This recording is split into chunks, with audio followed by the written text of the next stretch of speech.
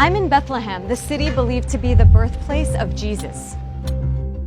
But because Bethlehem is a Palestinian city in the Israeli-occupied West Bank, it's surrounded today by a massive concrete wall, military checkpoints, and illegal settlements. It's imposing a system of control that I'm sure Jesus was very familiar of. If he's born today, he would be born on our side of the wall. Over the decades, the percentage of Christians living in Bethlehem and the occupied Palestinian territories has plummeted, rendering them practically invisible. Did you know there were Palestinian Christians before coming here? No, I didn't. المسيحية طلعت من هون يعني المفروض هو يكونوا أوعى من هيك. So what happened to all the Christians? To find out, I'm here to ask the Palestinian Christians that remain. It's a big issue for us that one day the Holy Land will become without Christians.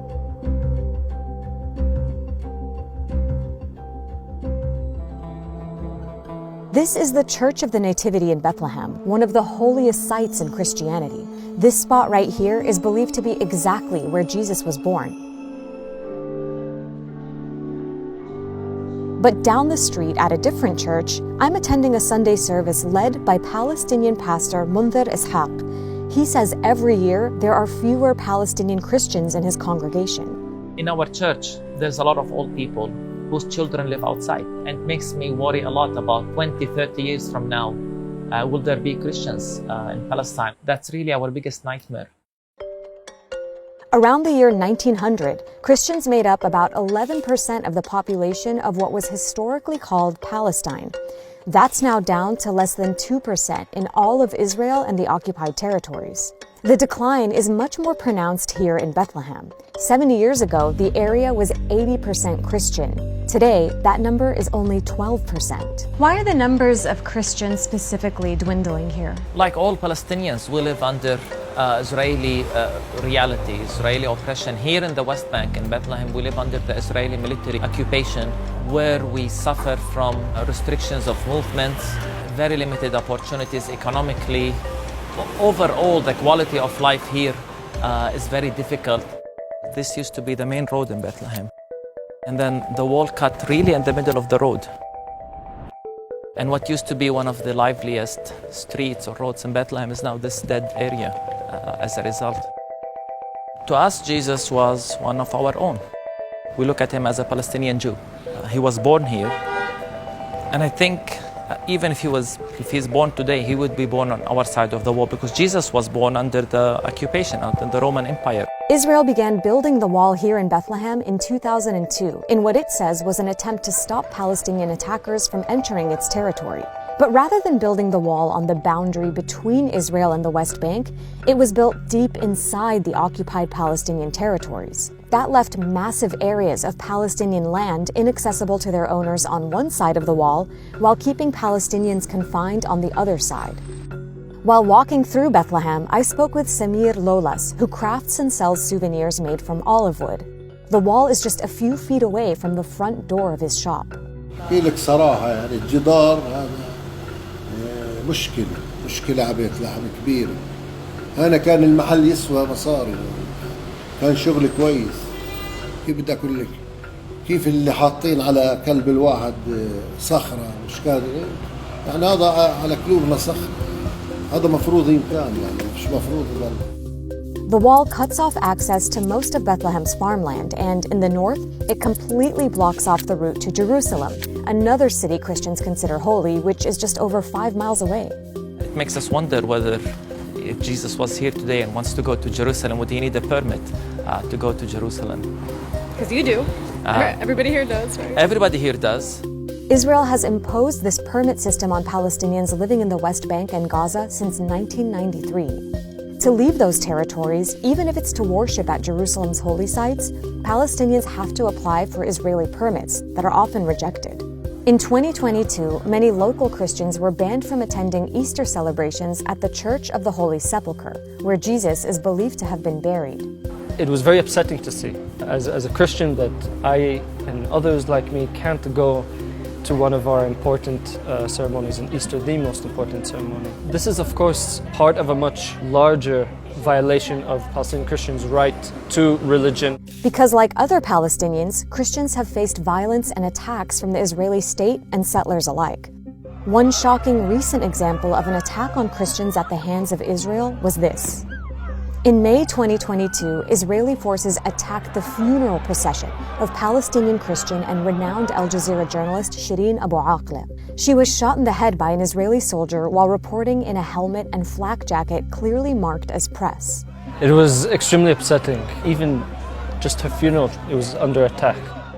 It was probably one of the biggest events that I've seen in my lifetime, where you see both the Palestinian struggle and Christian symbolisms sort of in one place. They were both Muslims and Christians praying together.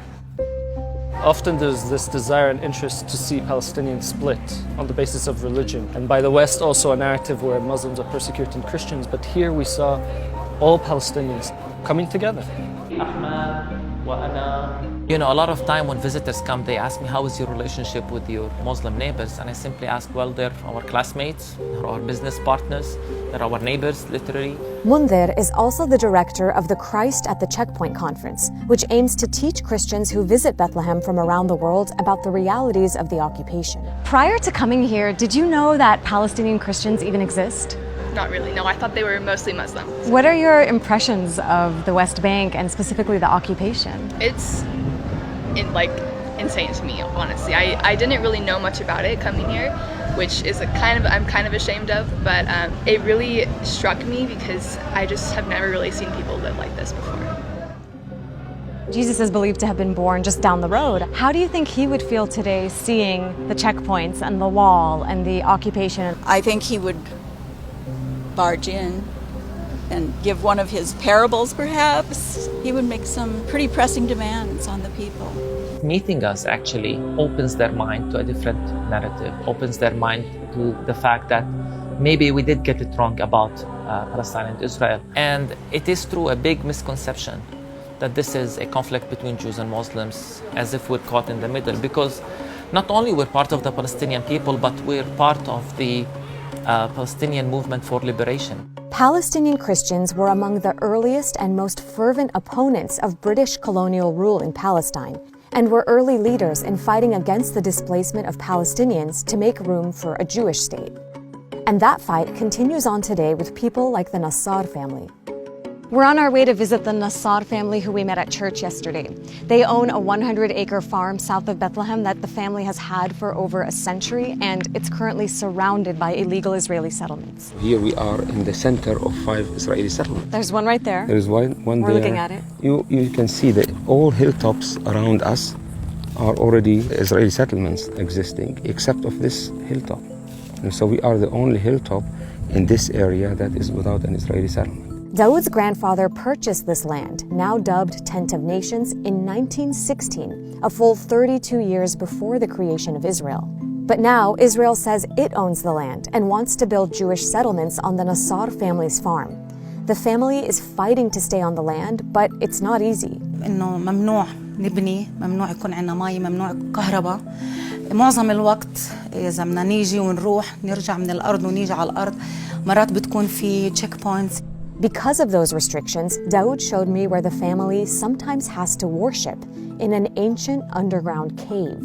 Here we have our chapel where people used to worship. Wow. And still we have also a church service once in a while here. And this is the place where we come together. And it's about like being together, fellowship with one another. Over the years, the Israeli army and nearby settlers have attacked Dawood's farm, setting fire to crops and bulldozing fruit trees. Still, in the face of all this, Dawood says they refuse to be victims. How does your Christian faith inform how you resist this occupation? Jesus also saw a lot of, like injustices happening. We refuse to hate, but that doesn't mean to accept the bad actions that people are doing against us. We are people who believe in justice. Dawood's family has been defending their land in the Israeli courts for over 30 years. I think, when you're talking, people might not realize you're a Palestinian family on Palestinian land, and Israel's trying to take your land, and the only recourse you have is to resort to an Israeli military court. It's like the cards are stacked against you, it sounds. Of course, we know that this is unjust, and we are under occupation. For us, this is the only way to try to protect, keep knocking at the door of justice, you know.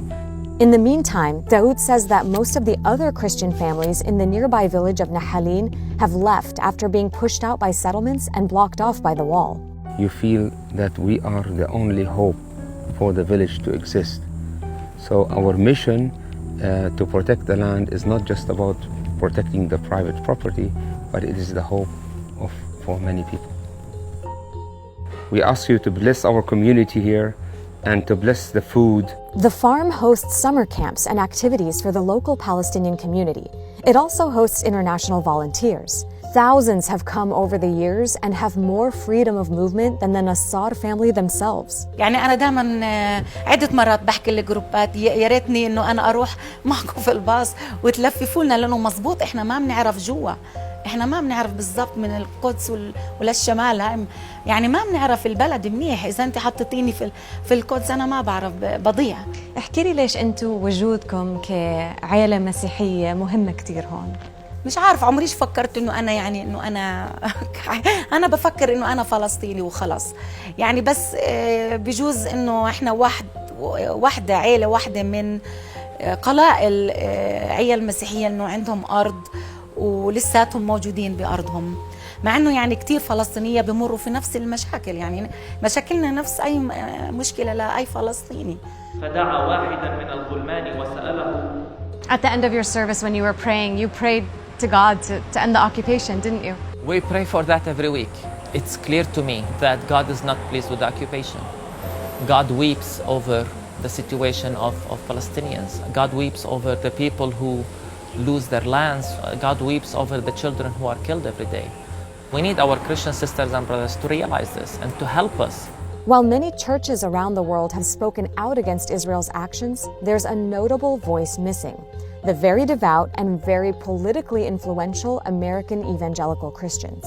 I look into why that is in my next video and ask, how can Christians support a state that persecutes members of their own faith? Make sure you check out that video, and in the meantime, let me know what you thought of this one in the comments.